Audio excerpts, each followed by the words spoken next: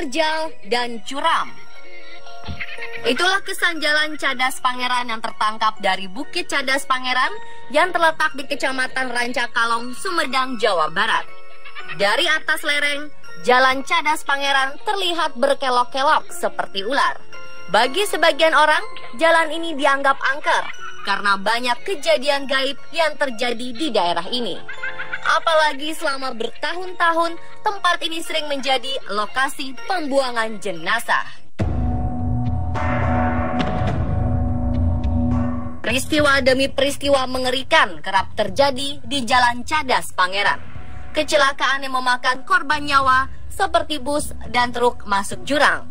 Lalu munculnya makhluk-makhluk halus yang menggoda pengguna jalan, atau munculnya siluman yang menjelma menjadi ular raksasa. Dan yang terakhir yang membuat kawasan Jurang Cadas Pangeran menjadi terkenal adalah sebagai tempat pembuangan jasad-jasad misterius.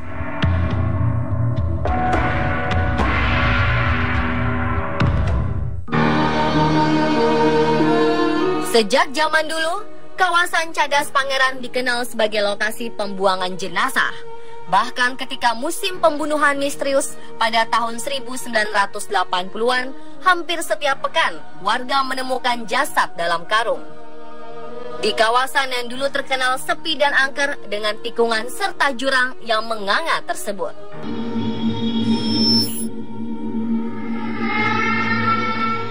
Namun pada tahun 1990-an, Cadas Pangeran diperlebar dan diberi penerangan, sehingga kondisi jalannya menjadi terang dan tak sepi lagi. Jenazah yang dibuang di lokasi tersebut jadi jarang terjadi. Kalaupun ada penemuan jasad, kondisinya pasti sudah hancur dan menyebarkan bau bangkai karena dibuang ke jurang. Salah satu penemuan jasad yang sempat menghebohkan terjadi pada Juni 2013.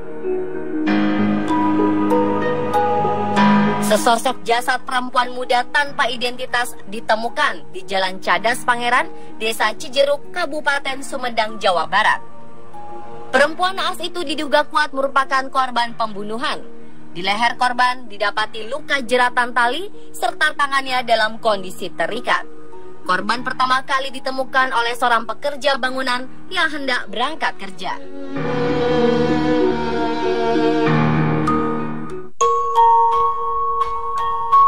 Tak hanya terkenal sebagai tempat pembuangan jenazah, Jalan Cadas Pangeran juga menyimpan berbagai kisah misterius. Yang tak kalah menakutkan adalah cerita tentang banyaknya korban tewas selama pembangunan jalan semasa pemerintahan Dendels.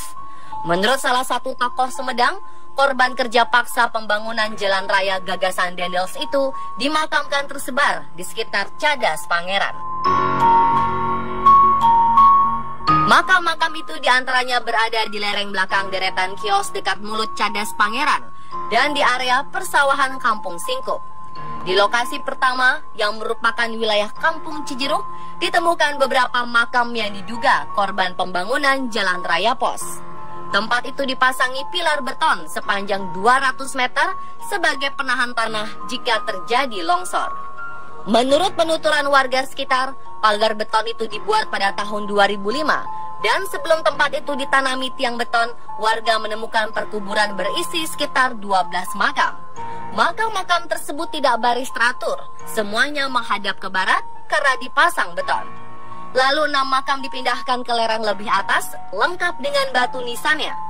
Masih di lokasi yang sama, terdapat juga kompleks makam yang diduga makam raja, istri, dan 4 anak buahnya. Makam yang diduga makam raja itu satu-satunya makam yang memiliki batu nisan berhuruf Arab. Lebih lanjut, masyarakat sekitar juga menambahkan ketika makam tersebut dipindahkan, jasad yang diduga raja itu masih ada separuh dengan kuku-kuku tangannya yang memanjang. Namun masyarakat sekitar juga mengaku tak pernah mendengar riwayat dari sesepuh kampung bahwa kumpulan makam itu merupakan korban jalan pos.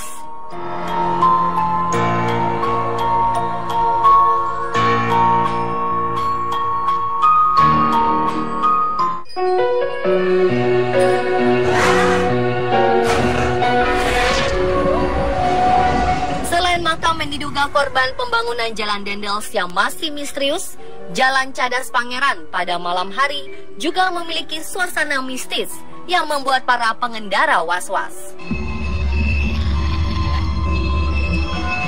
Lewat azan maghrib, situasi di tikungan Jalan Cadas Pangeran memang berubah 180 derajat karena sepinya kendaraan dan juga banyaknya fenomena-fenomena yang terjadi di luar nalar manusia.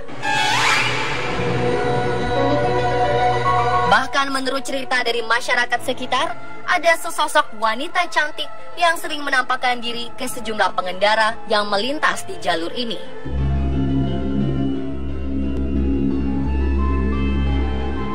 Dari sejumlah kesaksian, makhluk halus itu tidak pernah mencelakai pengendara yang melintas, namun hanya menampakkan diri dan menjahili beberapa pengendara, seperti mematikan mesin kendaraan tanpa diketahui penyebabnya.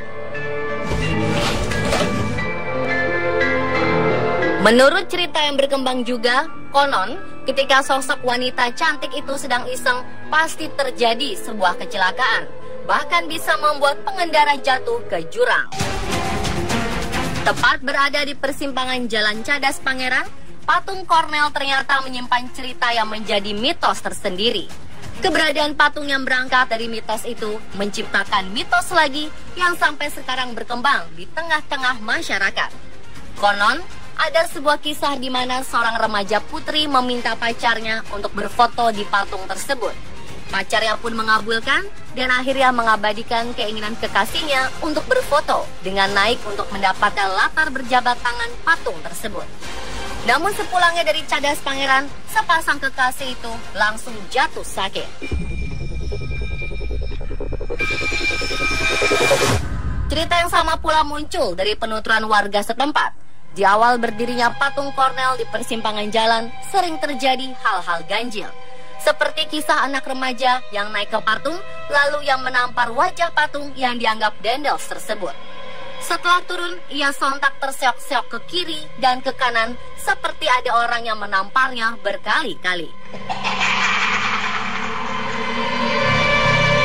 Ternyata berbagai kisah misterius di patung Cornell juga terjadi saat patung itu dibuat dan berdiri megah.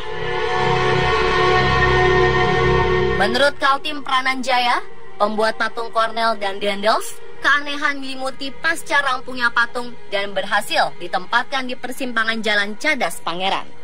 Menurutnya, sebanyak tidak kurang dari 48 orang pemuda yang ikut membantu mendirikan patung langsung mengalami kesurupan.